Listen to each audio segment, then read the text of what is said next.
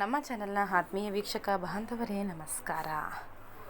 ಸಂಜನಾ ಬುರ್ಲಿ ಅವರು ಸಮರ್ಥ್ ಅನ್ನುವರ ಜೊತೆ ವೈವಾಹಿಕ ಜೀವನಕ್ಕೆ ಕಾಲಿಟ್ಟಿದ್ದಾರೆ.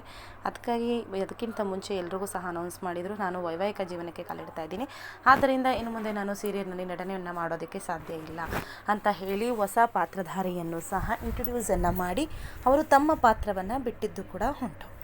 ಎಲ್ಲರೂ ಸಹ ಇವರು ನಟನೆಯನ್ನು ಕ್ವಿಟ್ ಮಾಡ್ತಿದ್ದಾರೆ ಅಂತ ನಾವು ಕೂಡ ಸ್ವಲ್ಪ ಬೇಸರವನ್ನು ಪಡ್ಕೊಂಡ್ರು.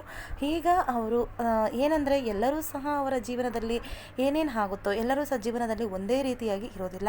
ಹಾಗಾಗಿ ಲೈಫ್ ಈಸ್ ಮೂವ್ ಆನ್ ಅನ್ನುವಂತೆ ಎಲ್ಲರೂ ಸಹ ಅವರ ಜೀವನದಲ್ಲಿ ಮುಂದೆ ನಡೆಯುತ್ತಾ ಹೋಗಲೇಬೇಕಾಗುತ್ತೆ.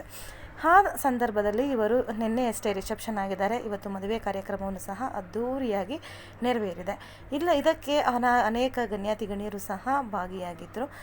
ಯಾಕಂದರೆ ಮೊದಲೇ ಸೀರಿಯಲ್ ಲೋಕದಲ್ಲಿ ಇದ್ದಿದ್ದರಿಂದ ಅನೇಕ ಸೆಲೆಬ್ರಿಟೀಸ್ಗಳು ಈ ಸಂಜನಾ ಬುರ್ಲಿ ಅವರಿಗೆ ಗೊತ್ತಿತ್ತು. ಆದ್ದರಿಂದ ಅನೇಕ ಸೆಲೆಬ್ರಿಟಿಗಳು ಇಲ್ಲಿಗೆ ಬಂದಿದ್ದಾರೆ. ಪುಟ್ಟಕ್ಕನ ಮಕ್ಕಳು ಧಾರಾವಾಹಿಯಲ್ಲಿದ್ದಂತಹ ನಟರಾಗಿರ್ಬೋದು, ಗಂಧದ ಗುಡಿ ಸೀರಿಯಲ್ ನಟರಾಗಿರ್ಬೋದು, ಹಾಗೆಯೇ ಅನೇಕ ಸೀರಿಯಲ್ಗಳಲ್ಲಿ ಅನೇಕ ಒಂದು ಅಡ್ವರ್ಟೈಸ್ಮೆಂಟ್ಗಳಲ್ಲಿ ಕಾಣಿಸ್ಕೊಳ್ತಾ ಇದ್ರು. ಎಲ್ಲರೂ ಸಹ ಅವರಿಗೆ ಬಂದು ವಿಶ್ ಮಾಡಿದ್ದಾರೆ ಕೂಡ ಹೌದು.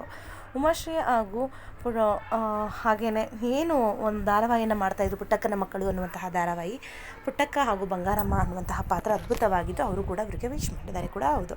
Thank you for watching.